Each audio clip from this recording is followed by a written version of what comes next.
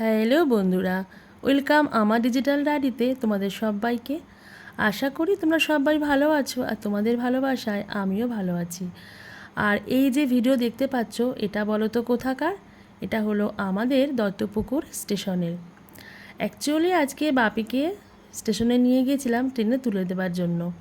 বাপির গন্তব্যস্থল ছিল মধ্যমগ্রামে আমার ছোটো বোনের বাড়িতে। আর বন্ধুরা, আমি যখন বাপিকে ট্রেনে তুলে দিয়ে আসতে গেছিলাম তখন দেখলাম প্ল্যাটফর্মে একটা সুদীর্ঘ লাইন। তো ভাবলাম আজকে হয়তো অক্ষয় তৃতীয়া, তাই পুজো হয়েছে, সবাইকে প্রসাদ দেওয়ার ব্যবস্থা হয়েছে। তাই বাপিকে যখন ট্রেনে বসালাম দেখলাম ঘড়িতে 8টা 5 বাজে।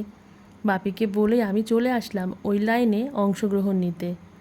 আসলে এটা আমার ভীষণ ভালো লাগে, যদি কোথাও প্রসাদ দেওয়া হয় আর লাইন দিয়ে প্রসাদ নেওয়ার ব্যাপার থাকে, কেন জানি না একটা নস্টালজিয়া কাজ করে। ওই লাইনে দাঁড়িয়ে আমাকে প্রসাদ পেতেই হবে।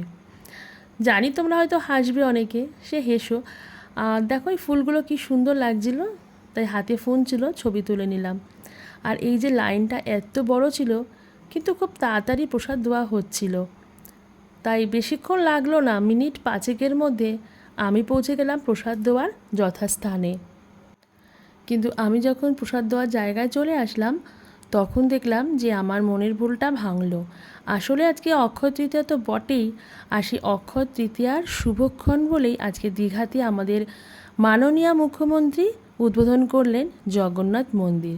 আর সেই উপলক্ষে বিভিন্ন স্থানে বড় স্ক্রিন টানিয়ে সেই মন্দিরের উদ্বোধন তো দেখানো হয়েছিল, তার সঙ্গে সন্ধেবেলায় প্রসাদ বিতরণের ব্যবস্থা হয়েছিল।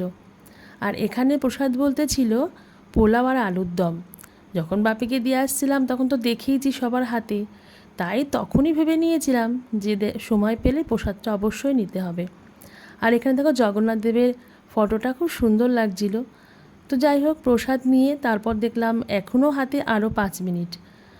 আবার চলে গেলাম প্রসাদ হাতে প্ল্যাটফর্মে সোজা বাপির কাছে। আর সত্যি কথা বলতে কি বন্ধুরা, প্রসাদ যখন নিতে গিয়েছিলাম এত আনন্দ হচ্ছিল, বহু চেনা অচেনা মানুষের সঙ্গে দেখা হয়ে গেল। তবে চেনা মানুষের সংখ্যাটাই বেশি ছিল। যাই হোক, প্রসাদটা তো হাতে পেলাম, ভাবলাম না বাপির সঙ্গে আবার দেখা করে আসি। আর এই দেখো পোলাও আর আলুর দম, জানি তোমাদের লোভ লেগে যাবে। আর ট্রেনটা প্রায় ছাড়বে ভাব, তো ভাবছি তাড়াতাড়ি বাপির কাছে যাব তো পৌঁছাতে। ইচ্ছা ছিল বাপিকে একটু প্রসাদটা দেওয়ার, কিন্তু যাওয়ার আগেই ট্রেনটা না ছেড়ে দিয়েছিল। বাপির সঙ্গে দেখা অবশ্য হয়েছিল, চিৎকার করে বললাম বাপি সাবধানে যেও। তো কেমন লাগলো ভিডিওটা অবশ্যই জানিও। আর সবাইকে বলি জয় জগন্নাথ, জয় জগন্নাথ, সবার ভালো করো।